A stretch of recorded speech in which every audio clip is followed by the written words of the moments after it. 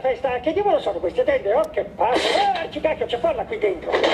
Benissimo, così la sala è più spaziosa. Ce l'hai fatta tornare, ma dove sei stato? Ero preoccupata da morire. Ho bevuto qualche Red Bull, qual è il problema? Che il mio piccolo ometto!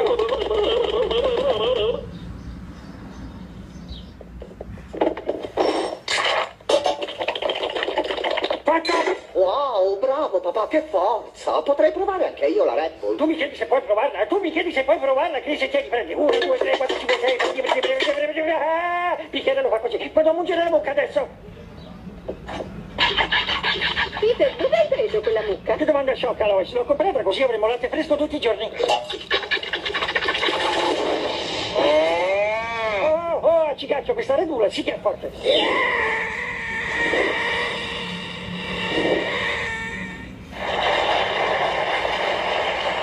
Questo è ok, il prezzo è giusto, ora giriamo la ruota. Il vincitore è Peter, quindi darà lui il primo giro. Peter, devi avvicinarti a $1 senza superarlo.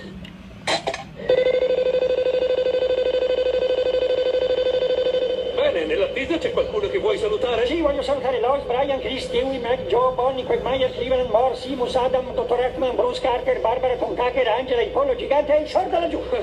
Sicuramente ne saranno felici.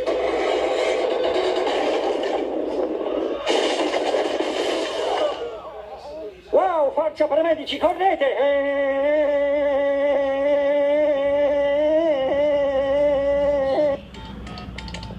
Ehi, che cosa stai facendo? Lois, tu sai dov'è la mia Red Bull? Me ne sono sbarazzata, Peter. Perché cacchio l'hai fatto? Ti stava facendo impazzire e non è una buona cosa per te. È per questo che le ho versate tutte sul prato.